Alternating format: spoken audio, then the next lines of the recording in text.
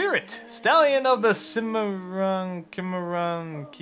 Spirit. In some ways, this is one of DreamWorks' most adult films in that it doesn't really have talking animals, it doesn't have a ton of singing animals either, but it also has a narration by Matt Damon, odd choice, and a soundtrack that mostly consists of 80s style songs, also weird choice. Does it all come together?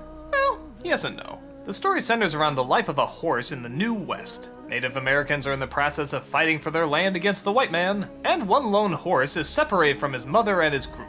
Confederate soldiers try to tame the horse, but this is an untamable animal. That is, except for maybe a Native American teenage boy, who is also captured by the army. The two escape and try to find their way back home. Along their travels, they come across many dangers, get separated, reunited, and separated and reunited. Comes across some other interesting characters, sees a bunch of really pretty landscapes, is conflicted on who he is and where he belongs, all sorts of good stuff. So like I said before, the most interesting aspect about the film is that the animals don't really talk. Except for, again, a narration by Matt Damon.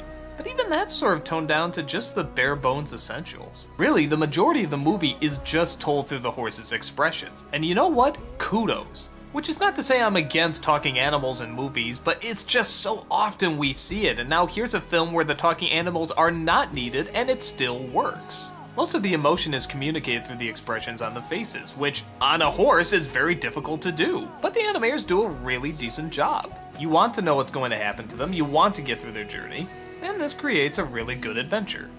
Good, but not great.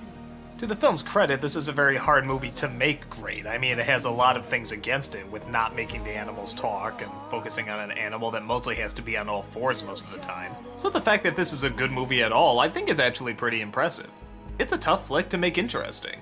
And they don't shy away from the dark stuff either. I mean, when times get really rough, they show how really rough they get. And when you really need to enjoy the good side of nature and all that it has to offer, it really takes time to show that as well. The 80s style songs you're either gonna love or you're gonna hate. I'll admit, I kind of enjoyed them. I don't know, maybe I just have a certain nostalgia for them, but I can see it really getting in the way for other people too. And maybe that's what the film comes down to, just sort of personal taste. If you really like the Wild West and pretty shots of canyons and mountains and the desert and so forth, this is probably your flick. It does seem very in tune with nature and doesn't feel like it has to rush anything.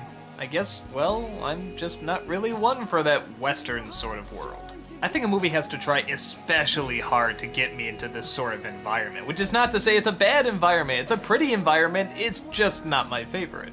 And with all these other elements to fight with, like I said, the horses not talking and so forth, I'm amazed it kept my attention as much as it did.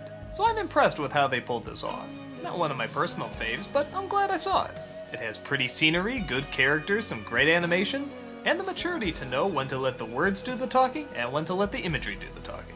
If you got a little extra time on your hands, I definitely say check it out.